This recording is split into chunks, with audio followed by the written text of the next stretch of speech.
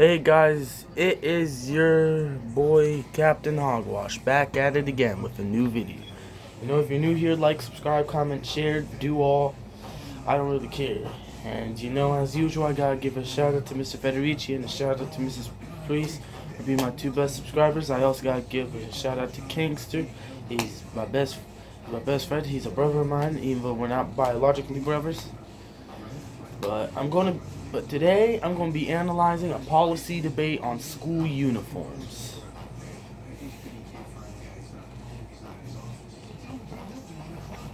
I'm going to be stating my initial stance on school uniforms. My stance is that this video I will be arguing against school uniforms.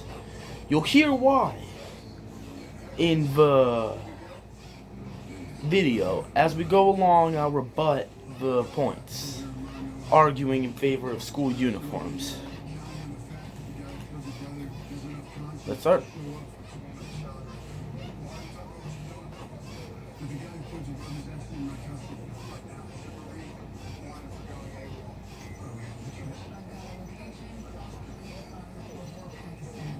Okay.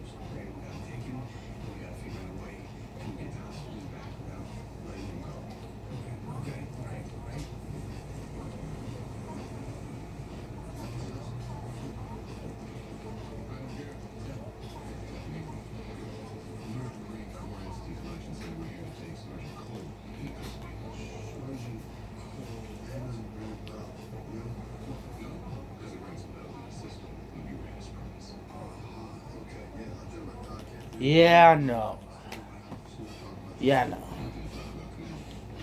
See, she's arguing. See, the lady in this video is arguing that there's a link between school, dress, like how you wear, and school violence. And what you wear doesn't determine your nature. Yeah, I could point to how it may be, but it doesn't always determine it. For example, someone could go out completely wearing Harajuku fashion, which is incredibly maximalist fashion, by the way. Really colorful at that. A lot of hair clips, especially for Decora styles. But be completely depressed on the inside. But be completely serious and all uptight. And she said that students hide weapons in baggy clothes and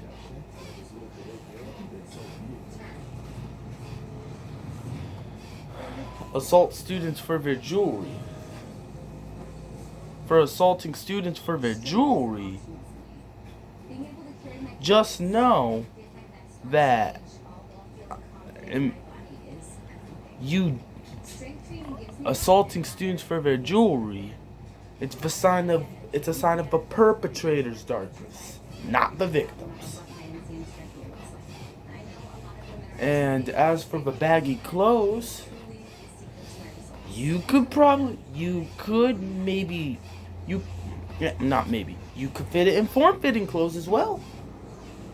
For example, if I go wear a pair of leggings, I could go put on a pair of,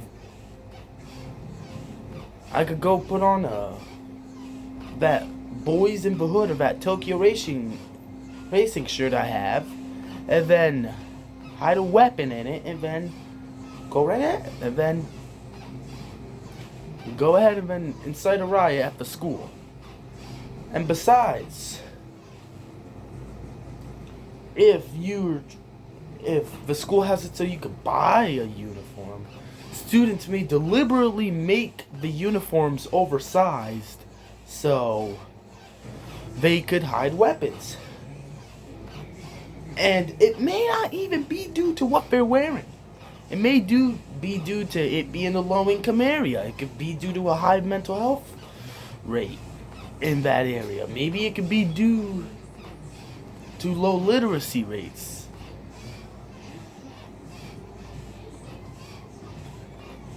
Maybe it could be due to their parents not teaching them. So, I see zero logical connection between school violence and what you're wearing. And sure, for gang colors, but those are a regional thing. For example, what may be gang color in New London may not be a gang color here in Norwich. I live here in Connecticut, by the way, so that's why I mentioned both cities. I will continue watching.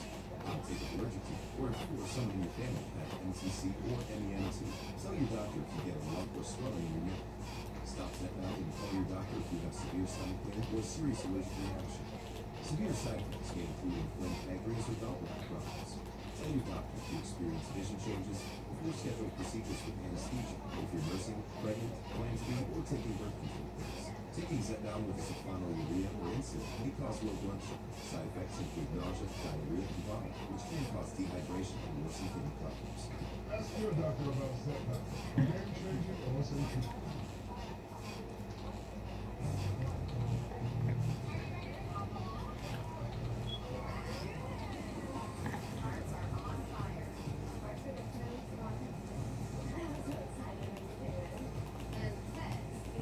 Alright. Her second argument is that school uniforms could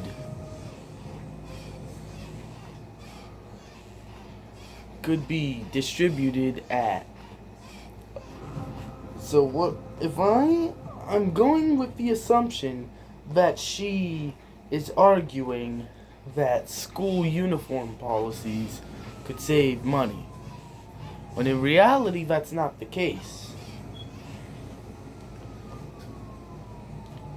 I know she said they could be given out for free or reduced price for families who can't afford them, but for lower income families,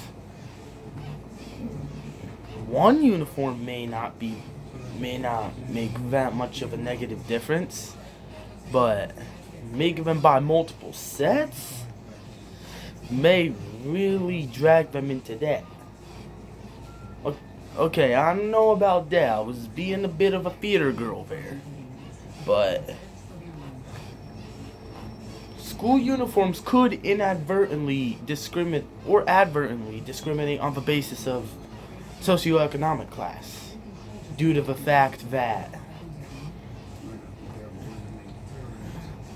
school uniforms are often expensive.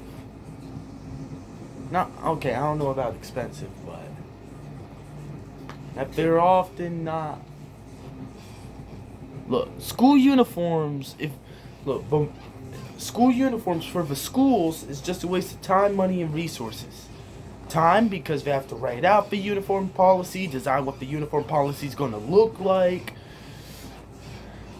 and teachers would have to be putting their time and energy into making it money, because every dollar that gets spent on school uniforms could be money put towards extracurricular activities, clubs, sports, honor societies, art programs, whatever it may be.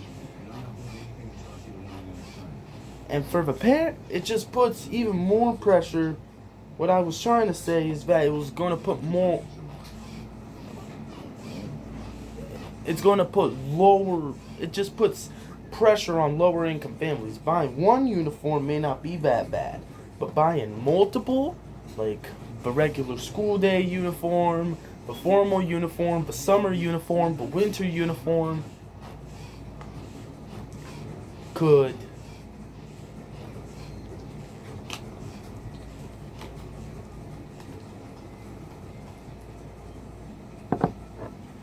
it really adds up for both the parents and the students. Because just because uniforms are maybe free or low cost to the families doesn't mean that they are to the school. Because you'd have to customize the clothes. And someone could easily, and for school violence and school safety and all that, a perpetrator could easily go buy a school uniform and then launch a threat, and then guess what?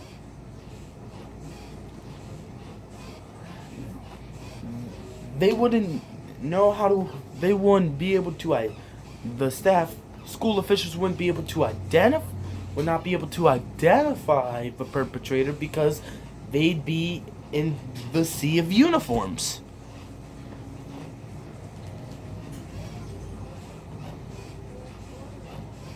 Okay.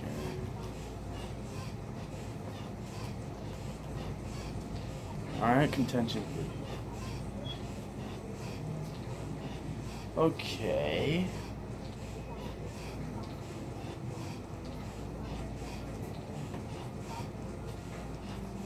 Approximately 10 states have school districts with mandatory and voluntary uniform policies in place. The school officials in these districts believe that uniforms prevent students from being attacked and robbed for their accepted clothing. But as I said, these behaviors are a sign of a perpetrator's darkness, not the victims. Nothing to do with the victims. Just perpetrator trying to protect their ego.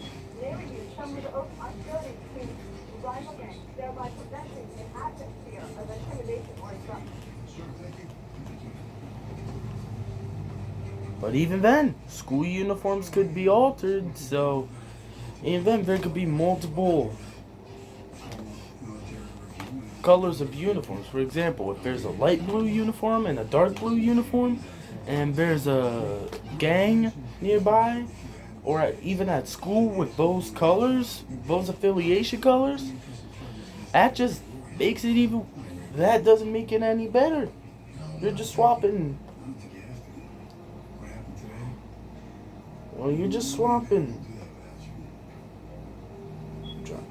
You're just swapping it out. It's just trying to add a band-aid to a broken bone.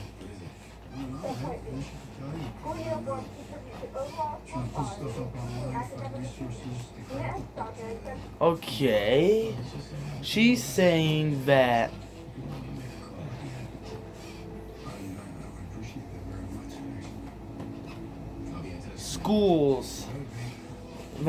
school uniforms improve academic achievement. When in reality, that's not the case.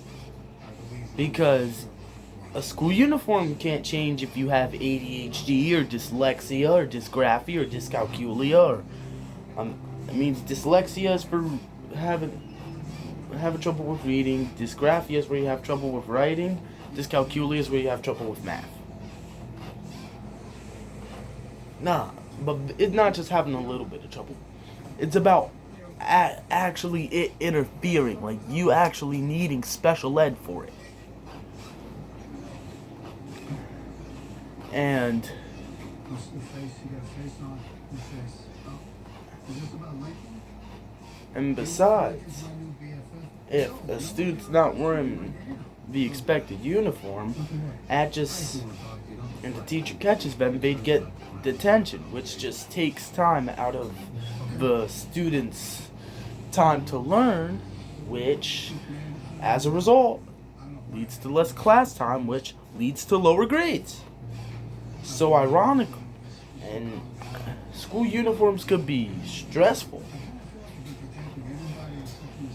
because you'd always need like really precise. You would need to wear it exactly as they say you should wear it. When really, it just leads when it just leads to depression, anxiety, because you have to wear it in such a precise manner, which ironically lowers grades. According to the student uniform policy, credit uniforms for improvements in school discipline, except for authority figures, academic. Alright, school discipline. You sure? Well, you know, I think personally that's a problem. Performance, A little attendance bit rate, too much. positive attitude to the overall school climate. On positive attitudes, eat the clothes. As I said, the clothes on your back don't determine your internal character. Look, all I know is that 10 years ago, And attendance rates, sure, even with a school uniform policy, if a family can't afford a school uniform, and if they have it so the student could get sent home for that, or not come to school until they have the uniform, then it actually lowers attendance rates, which lowers academics performance, which lowers positive attitudes because students would feel trapped in the uniform, and it may be uncomfortable for some with sensory issues, specifically autism, which I'm autistic myself. And for the school discipline and the respect for authority figures points, just because you're wearing certain rags on your back doesn't mean that you're naturally going to have respect for authority figures or school discipline. There could be a kid out there, like me, who comes from a school district with no school uniform. Well, my district used to, but it doesn't anymore. No school uniform, but he's actually a leader. He steps up, he has straight A's, he works hard, rather than a student who does wear a school uniform. He just slacks off and all, and always incites riots and fights and all that. But yeah, those points prove that school uniforms don't magically make you have those traits. Don't magically improve those traits in students. Quality, instruction, peer pressure, and financial strain on parents. Yeah, financial strain on parents. Nope. No sirree. I'm arguing against that. It actually leads to the opposite, as I previously mentioned. For those who didn't hear, let me say this. It actually adds financial strain onto parents, onto lower income parents, because one uniform may not be enough. Well, actually, one uniform may not make a major difference, but multiple, like summer, winter, fall, formal, regular day, could really add up. Being done. Look, all I know is that 10 years ago, I hit the ground running. Because And the since, and I feel like and it often leads to like these crises where you have to pick between clothes and the electric bill, or feminine products and the water bill, or the TV bill and having groceries.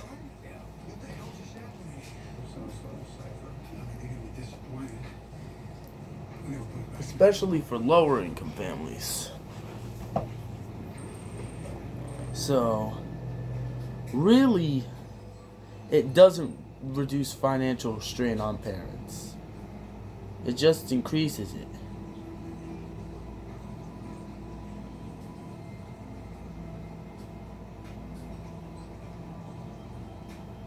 Also, as for the peer pressure argument, not really. Because, for example, let's have two students. Let's call one of them student A and the other student B. Student A comes from like an upper middle class or a more affluent family. They may be able to afford multiple uniforms. Student B comes from a less affluent family. They would be able to afford less uniforms.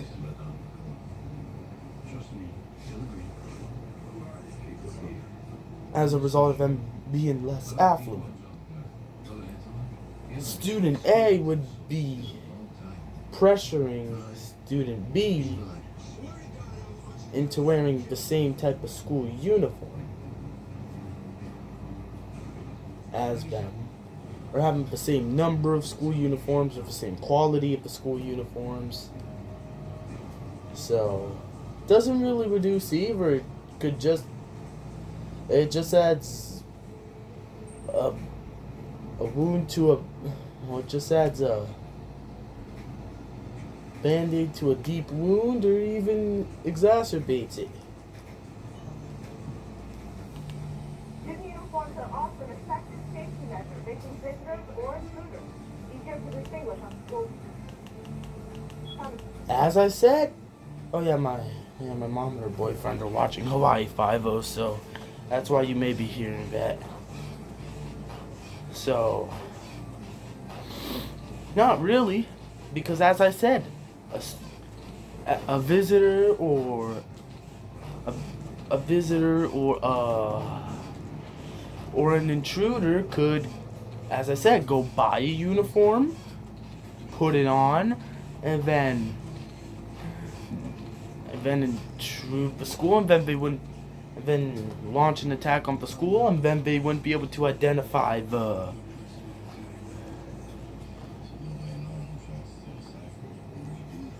perpetrator because of the fact that they look identical to the other students. Also, honestly, I firmly believe school uniforms are overkill for determining safety. Maybe like one of those like metal detector things, not like the massive ones in stores so they don't prevent you from stealing, but just like one of those hand ones. Like one of the hand ones, or an ID badge, or maybe even just a well-trained staff would suffice, pointing to proving the fact that school uniforms are overkill. I will give you serious places of learning. We believe that all other uniform dress policies will not solve all the problems in American high schools. See? Better and more effective. She even admitted that they won't solve all the problems in schools. But she's saying that they'd be better and more effective places. As I said, I rebutted those points. We hope that you will, at the conclusion of this debate, vote in favor of the affirmative proposal. Thank you. I care of the possibility. Okay.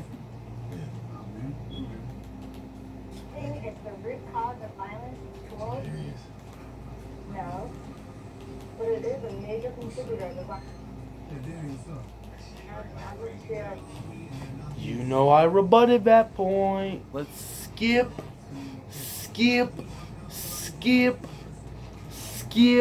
Let's skip to the second. Alright, let's skip to the second. They argue that we will consider freedom of expression and that that's a bad thing. Our first argument is that the Supreme Court recognizes that some limitations on student rights are necessary for the learning process of machines. Amy Mitchell Wilson argues this in the spring of 1998 in her Okay. You know, the Supreme Court case in the Supreme Court case is actually true. But let me say this. Just because some limits are necessary doesn't mean take it all entirely. It doesn't mean it does not equate to implementing a uniform policy. My stance would be no uniform, but a dress code. For example, like, nothing that, what about, I would say that so long as you don't walk up, I'd say so long as you don't come to school one day just wearing only Victoria's Secret, you should probably be fine. Young University Education Law Journal article. Alright. Involves dress code regulations covering both hair and clothing. The court noted that the very nature of public school education requires limitations on one's personal liberty in order for the learning process to proceed. Our second argument is that clothing is not recognized as a true piece of expression worthy of being covered by the First Amendment. Dina M. Sarkey argues that in February 1998 in her Boston University Law Review. Another important issue addressed by the lower court is whether students' dress constitutes true expression worthy of First Amendment protection. The court has justified upholding dress restrictions in public schools by deeming the conduct in question non-expressive. In order to be considered expressive, communication must be intentionally imparted with a high likelihood of being understood. Our last argument on this disadvantage is that the advantages of decreasing violence would outweigh the impact of limiting some freedom of expression. Our argument is that children are dying and people are being picked on, and that there's a paradox. And as I said, she's saying that children are dying and people are being picked on, and that there's a terror that people going to school. But guess what? It's not off what they wear. It could be off their nationality, it could be off their gender, it could be off their religion, it could be off personal factors, maybe. It could be off internal factors, maybe not external. It wouldn't be off external factors. This is much more important than limiting. And as I said, it'd be a sign of the perpetrator's darkness, not the victims. A little bit of their expression, especially when limiting that. She said a little bit, not completely. Just, I would say, and also nothing offensive for me adding on to my argument. Just besides the lingerie, I'd say nothing offensive. That means don't come to school one day wearing, I don't know, the Confederate flag. Don't do that, kids. I don't support slavery, kids. Expression is necessary for the learning process to continue. Now I'd like to turn to the case. On contention 1, they have a couple of arguments. Their first argument is that there are other causes of violence other than the clothes that people wear. Well, yeah, of course, there are lots of things that cause violence. Our argument, as Bernice articulated in the cross-examination, is that if the dress is a major contributing factor to violence when it does occur, we read evidence that indicates that dress is a key factor in causing violence.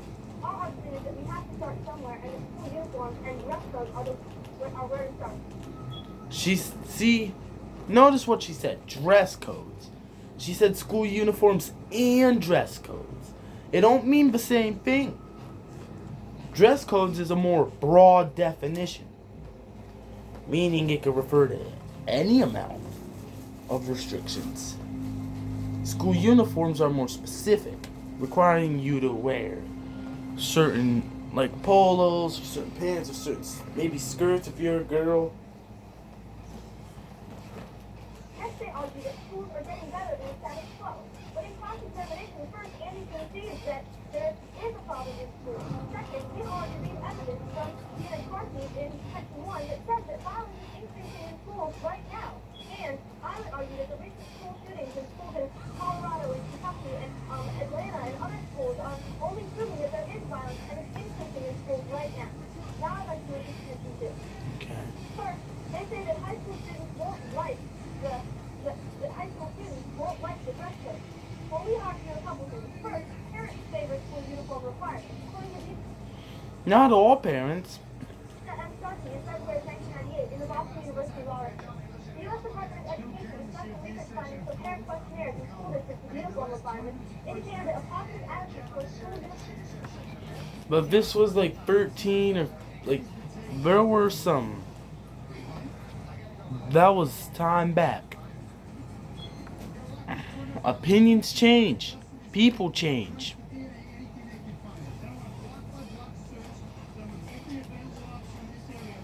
Requirements, exceptions for their rule of reducing clothing competition and furthering financial savings. Our second argument is that we can let the students be involved in the process of deciding what the uniforms that will be worn in their schools are.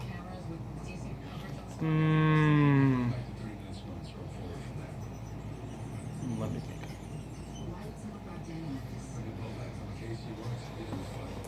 Well, I would say she's saying that we could let students could have a say in how the uniforms and what they would wear as a part of the uniform.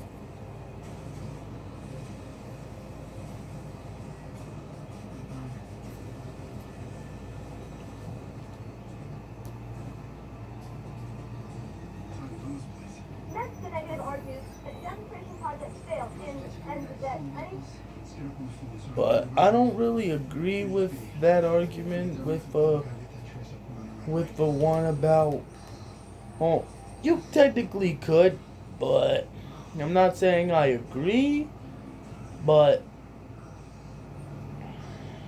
I still don't agree. But often schools are bureaucracies, meaning the administrators are appointed from up above rather than elected by the people.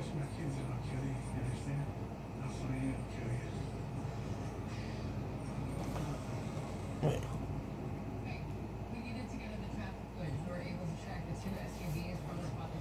When really, so because of the administrators being appointed, they may end up less responsive to students. Because in bureaucracy, you only answer to you only answer to the person who appointed you.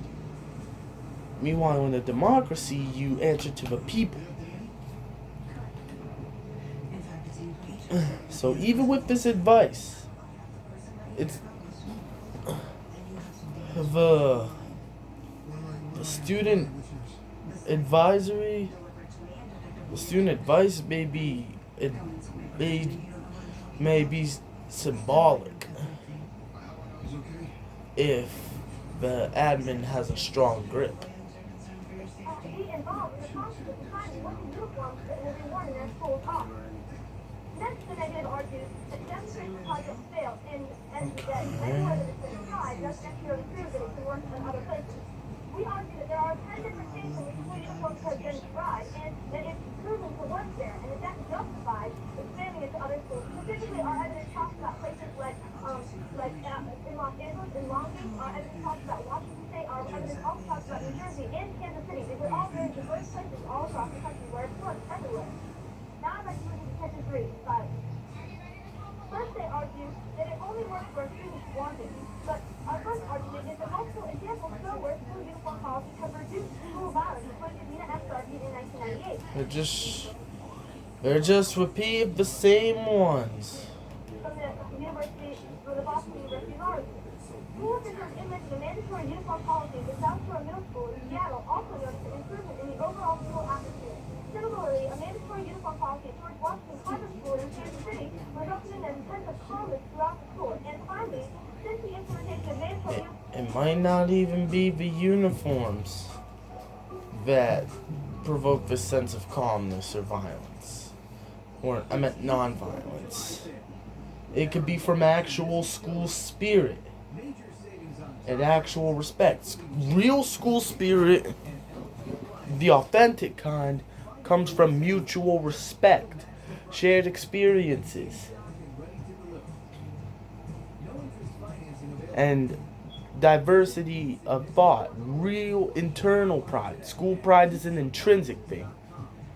Not just by making everyone wear the same colors or the same clothes.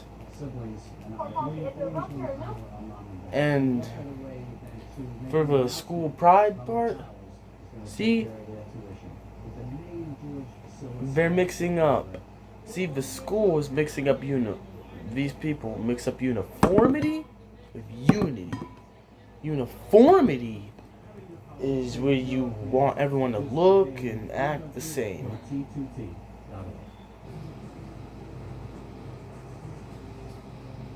Unity is where we're all unified. We're a teammate. It's an internal feeling.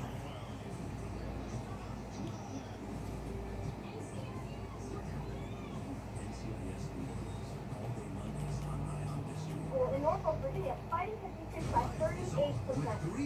Second, we also argue that not all schools have necessarily wanted it, but it's worked even in those schools where students and parents and the community didn't want it. We'll also argue that we'll allow students some choice in determining what the uniforms are, and that means that they will like it more, and it will be more apt to work there.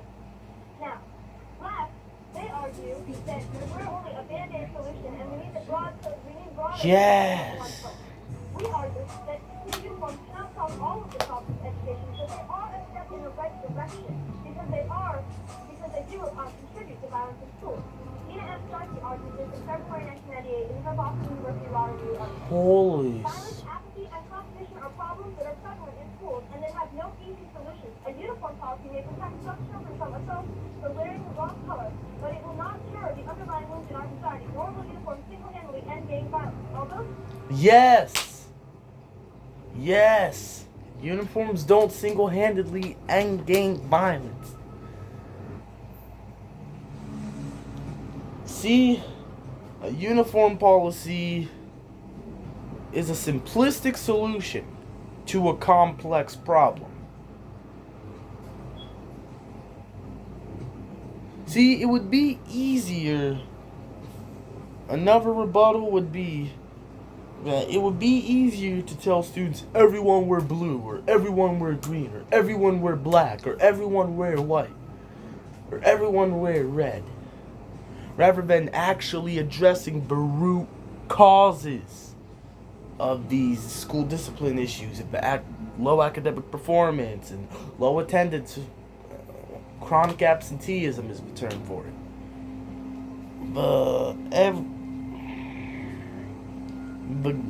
The school violence. Uniforms alone cannot solve the problems facing our schools today. They may, in some school districts, be one beneficial step. And she said some school districts and some children. Keyword some. That implies that it wouldn't protect all the students, only some. Improving the public school environment. Our argument is that ending the violence in schools is of key importance right now, and that school uniforms are a step in that right direction, even if it might inhibit some forms of education.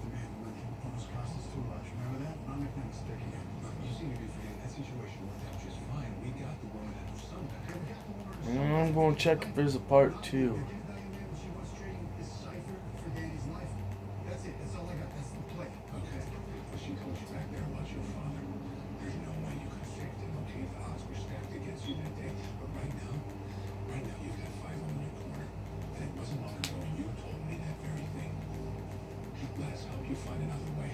Trying to find it.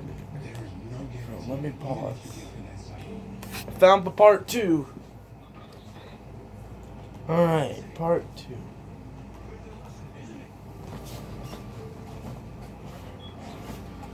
More. Today, I would like to restrict my comments to the disadvantage of limiting free expression by implementing uniforms. Specifically, I would like Wait, just let me skip to the. Wait, let me skip to the part where they argue for. All right. your clothing is necessary for learning. First, we argue that psychological and physical safety is needed for any accomplishment in learning. But there are alternative ways to provoke this psychological and physical safety rather than just making everyone wear the same clothes. Doesn't work for me. As I said, metal detectors, student IDs, even a well-trained staff, maybe a school resource officer or two would suffice. We need an atmosphere free of intimidation and free of clothing stigma. But even then, clothing stigmas could be picked on how you wear your uniform, what type of uniform you wear, what gender's uniform you wear. And intimidation, she was very general about it. Intimidation may not even be off your uniform. As I said, it may be off other things. Like I previously mentioned. Second, clothing is interpreted in many ways. Clothing does not send a particularized message, and so is not part of free speech rights. Dina Sarte, February 1998. Okay, she's saying that clothes don't send a particularized message. No. For example, me wearing a Sailor Moon shirt, even though I'm wearing a Yu Yu Hakusho one right now, could symbolize that I love Sailor Moon. That's a part of free speech right there. And even shirts with political messages. Like, I have a shirt that says, protect the planet.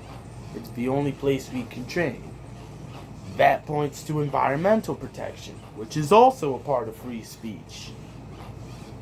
So, clothes can, and a lot of them do send particularized message, which is free speech and therefore protected by the First Amendment. Boston University Law Review. Clothing style of baggy pants did not constitute expressive speech. The court found that wearing baggy pants could be interpreted several ways. Baggy pants could signify gang affiliation, or could simply represent a growing trend among And also baggy pants could be you sending a message that you value practicality over aesthetics. That's also free speech and therefore protected by the First Amendment. adolescents across the nation. Therefore, did not send a particularized message that would be clearly understood by others as their identity. Third, they can still wear their clothes outside of school. Next, the negative argues that freedom is paramount, but all evidence indicates that psychological safety and reduced violence will allow students to succeed. Living in terror, regardless of the actual action, hinders any accomplishment. Advantages outweigh any small. Well, guess what? There were a lot of fights at my school. Guess what? Ended up being a straight A student. Ended up taking on leadership roles. Ended up getting nationally recognized multiple times. And participating in arts. Getting a lot of community service hours. So, see the external environment. So you shouldn't let the external environment impact you. Of an already limited clothing selection. Now go on to the case. Let's go on to the second contention. Alright. Uniforms reduce visually induced violence and intimidation. Second, the negative says that we have no strong evidence. I'm not sure what their standards of strong evidence are, but we have found that 10 states have successfully implemented the Uniform reported a reduced violence of 38%. This is significant evidence that uniforms reduce violence and intimidation in the school. A superhero remake. Now what do you expect from us when we grow up? Then they say people won't like it. But student involvement in school uniform selection reduces student opposition. Nina and Stark in February 1998, Boston. Alright, so we're saying giving students a say reduces student opposition.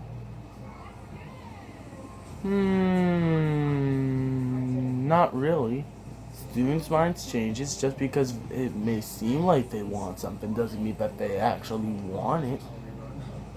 For example, if I got asked if I want to join the Sailor Moon Club, and then I said yes, and then I found out I don't really want to join, and I can't change that, then it wouldn't really, and it doesn't, then I would eventually be resentment because I can't quit from the Sailor Moon Club because I found out what it's actually like, and then I can't go back, not being a Sailor Moon Club member. University lives. Schools can also carefully consider both parent and student opinion when determining whether to institute a uniform policy. If students feel that they do not have any control over their school experiences, they will most likely resent a uniform regulation, thus diminishing the potential positive effects of the uniform requirement. Our plan allows for students to be involved in the choice of the uniform. Go to the third contention. They say that it's not worth it, that we're only a band-aid solution, but we are the first step. They cannot deny that school violence and intimidation is a... I know that she's not talking about professionalism and all of that, but I'm going to rebut the professionalism point right now if she makes it. Even though she's not making it right now. See? And it doesn't... See, school uniforms just force such a Look, this is the United States. We're one of the most diverse countries in the world. We have people from every single race and many, many, many different backgrounds.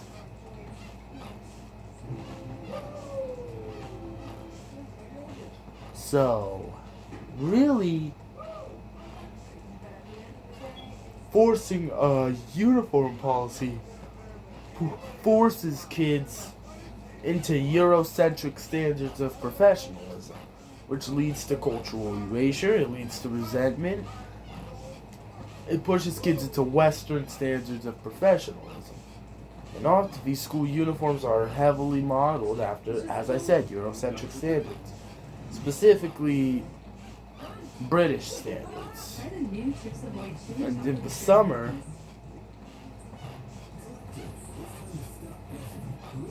if you have the same uniform year round, regardless of summer variations, but if you have, even with no variations for season, then, or if the school uniform is dark colored, then it could lead to hypothermia, it could lead to heat stroke, which are very serious conditions, by the way, which leads to you guessed it, death rates spiking. It's skyrocket.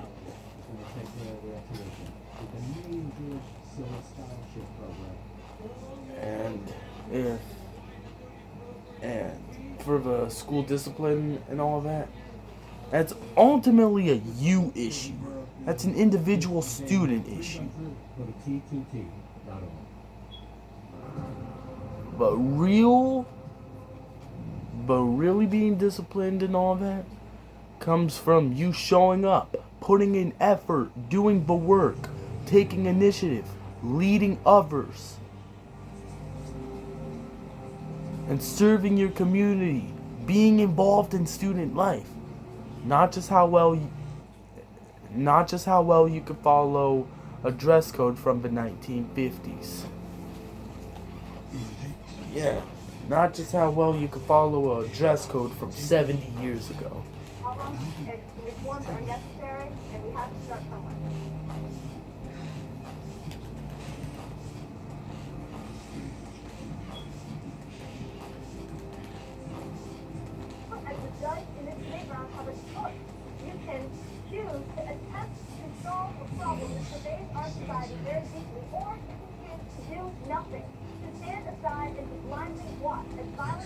and suffering continue in our school system. But as I said, even with a uniform policy, violence and suffering continues. It's a band-aid solution. What difference does it make? I'll tell you what difference it makes. We crack that cipher, we figure out why Diane ain't like it. Maybe we learn what she's got planned to access our best. It's a short-term solution to a long-term problem. For your permission to take that cipher tonight. You stay put right here, I got this. You keep saying what you're wearing contributes majorly to school violence, when in reality, that's not the case, because many times, as I said, it's not what you're wearing, it could be all the personal issues. I keep saying that multiple times. And do absolutely nothing with the negative action. First, Now, I think a sense of logical fallacy when she's saying that they could implement and they could keep students safe and all that by implementing a uniform policy, or they could do nothing. Not implementing a uniform policy is not